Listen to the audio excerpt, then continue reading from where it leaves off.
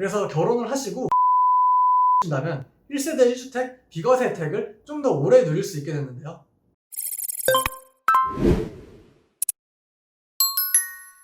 안녕하세요. 스티슨 세금 문제를 달콤하게 풀어드립니다. 달고나 세금 임원재 회계사입니다. 이번 시간에는 최근에 진행했던 상담 사례를 바탕으로 1세대 1주택 비과세 요건에 대해서 좀 얘기를 해보려고 하는데요.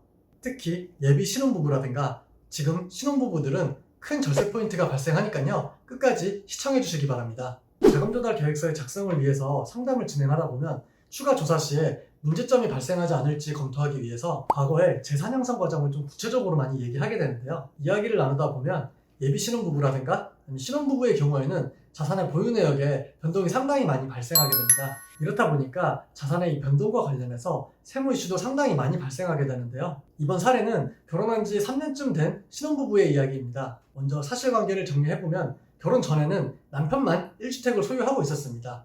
그리고 나서 결혼을 했고 혼인신고는 따로 하지 않았고요. 그 후에 아내의 명의로 주택을 한 채 취득을 했고요. 2년 뒤에 다시 주택을 매도하였습니다.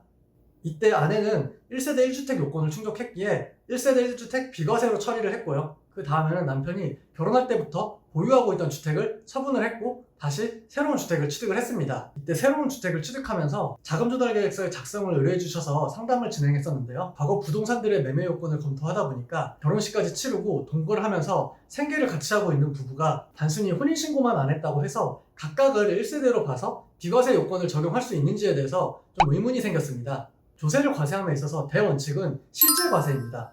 즉 법적 형식보다는 실질을 우선해서 상황을 해석하고 판단해서 과세해야 된다는 원칙인데요.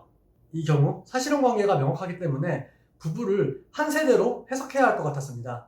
부부를 한 세대로 해석하게 되면 처음에 아내가 양도했던 주택에 대해서는 1세대 1주택이 아닌 2주택이 되고요. 또 둘 다 조정지역에 있었기 때문에 조정지역 2주택으로 양도소득세가 중과가 되는 상황이었습니다. 그리고 최근에 남편이 양도했던 결혼 전부터 갖고 있던 주택의 경우에는 보유기간은 길지만 2021년 양도분부터는 보유기간을 최초의 취득 시점이 아닌 1세대 1주택을 요건을 충족한 시점부터 다시 보유기간과 거주기간을 계산하기에 1세대 1주택 요건을 충족하지 못하는 상황이었습니다.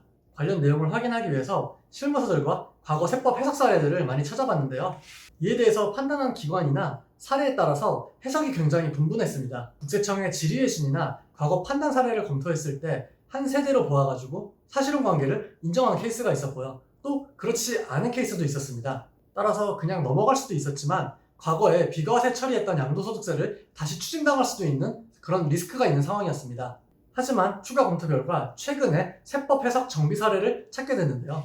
미혼인 남녀가 사실혼 관계를 유지하고 있을 때 동일 세대로 본다는 과거의 해석 사례를 먼저 삭제했고요. 미혼인 남녀가 법적으로 혼인하지 않고 자녀까지 둔다고 하더라도 동일 세대로 인정하지 않는 최근의 해석 사례를 유지한다는 내용이었습니다. 위의 해석 정비 사례에 따르면 이번에 의뢰를 주셨던 케이스에서는 과거의 양도소득세에 대한 걱정 없이 재산 형성 과정을 모두 자금조달계획서에 기재하더라도 큰 문제가 없을 것으로 판단을 했습니다. 최근에 유지하기로 한 해석 사례를 조금 더 자세하게 요약해보면 다음과 같은데요.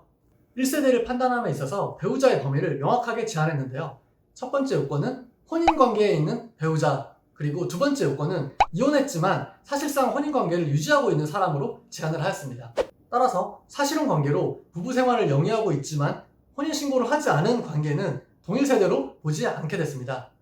하지만 1세대 1주택 비과세 혜택을 받기 위해서 서류상으로만 이혼을 꾸미는 경우에는 1세대로 보아가지고 1세대 1주택 비과세 요건을 충족하지 못하는 걸로 되었습니다. 그래서 결혼을 하시고 혼인신고를 미루신다면 1세대 1주택 비과세 혜택을 좀 더 오래 누릴 수 있게 됐는데요.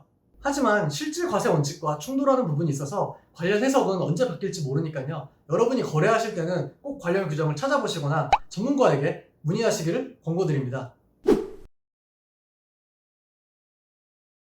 오늘 내용은 여기까지고요. 좋은 콘텐츠들 앞으로 계속 보고 싶으시면 구독도 해주시고요. 좋아요도 많이 눌러주시면 감사하겠습니다.